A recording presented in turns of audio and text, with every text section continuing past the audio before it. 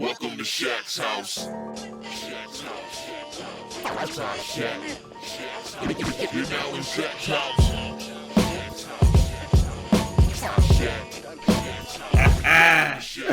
What's up, Shaq House? How you doing? It's your boy Shaq House here. Happy Friday. You know what today is? August 11th, the 50th anniversary of this thing we call hip-hop. That's right. Yep, I'm a big hip-hop fan. Anybody who knows me knows that. Look at my rack. Look at my rack over here of all these CDs I still got from here. I still got over here. And it's a testament to how much of a fan I am.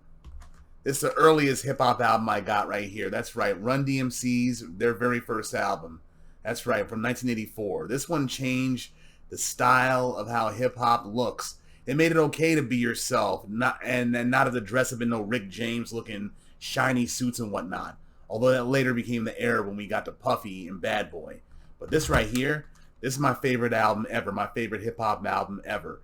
Cunnilingus, that's right. Cunnilingus, A Piece of Strange. Greatest hip-hop album ever made. Big ups to them. But, of course, I didn't do this video today to talk about hip-hop. That's right. I did this video today to give y'all what y'all crave out of me.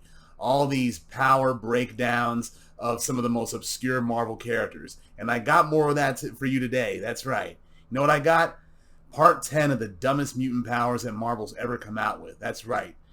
I could do this forever, actually. I thought I'd be done with part 10, but nah, I'm going to go on. But for right now, it's 10. Alright folks, let's start off with Shortpack.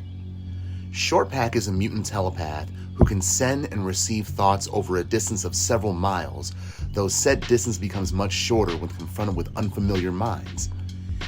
He cannot read unprojected thoughts, and sufficiently trained telepaths can block his mental access.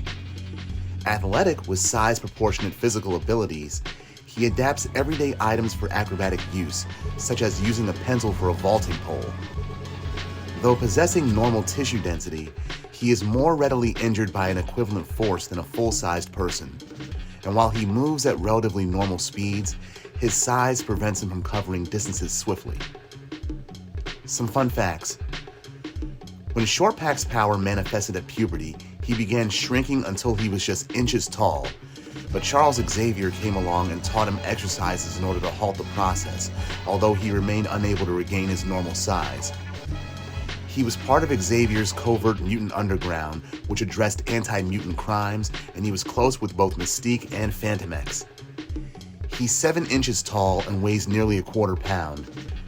Now, his power of telepathy isn't dumb, but only the fact that he initially shrank when he first started using it.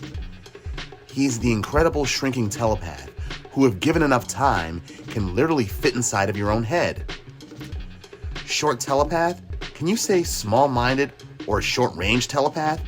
Man, get this motherfucker some Pym particles and he'll be back at his right size again. Next, Aero. Aero possesses the mutant power to generate an aura of unknown energy. This aura acts in a manner that enables her to lift off the ground and fly at high speeds. Some fun facts. Yeah, that was a very brief power description, and given her family heritage, how did Melody Guthrie get such a comparatively lame power? I mean, she's a Guthrie for God's sakes.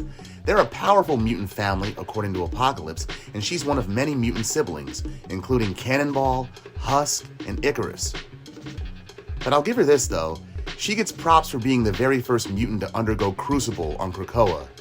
Now, Crucible, that's when mutants who were depowered on M-Day, they fight to the death until they can be resurrected by the Five with their powers fully intact once again. Now, mind you, the power of flight in and of itself isn't dumb. It's just that with Aero, we don't know how her particular flight power works. I mean, is it anti-gravity or a thrust propulsion? Does the energy that she produces provide protection? I mean, for example, if she's moving at high speeds and altitudes, does it protect her from any of that? Does she have any kind of complementary mutations that allow her body to adapt to flying? Until we know for certain, she's the female version of that 1986 fantasy movie, The Boy Who Could Fly. Next, War. Abraham Lincoln Kieros was born with the mutant power to create explosions in his immediate vicinity by clapping his hands.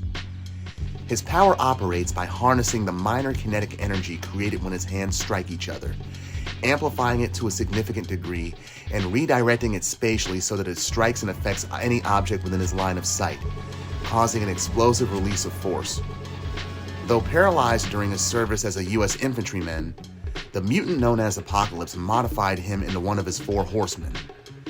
As War, Kieros employed a suit of armor that restored his mobility and scattered energy blasts directed at it, but he could only move thanks to his horseman armor.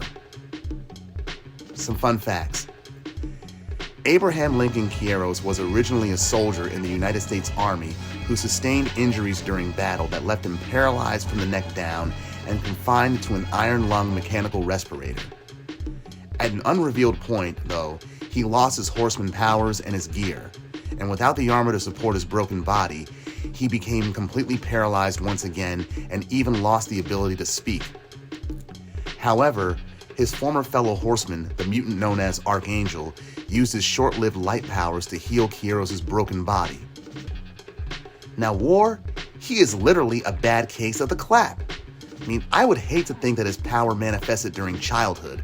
I mean, just think of all the kids whose heads he exploded just by giving them a round of applause.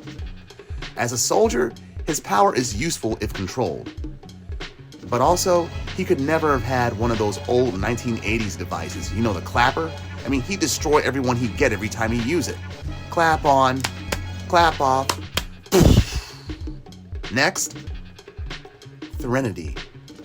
Threnodi's mutation enables her to sense the presence and emotions of living organisms who are either dead or dying. Originally, her mutant powers seemed limited to mutants who were suffering from the legacy virus, but now it encompasses all forms of death. You see, when someone dies within a 1-mile radius of her position, Threnody absorbs the energy released from that death and stores it within her own body. She can then discharge the energy as highly destructive blasts of plasma energy. Now, following her own death, Threnody now exists as an animated corpse.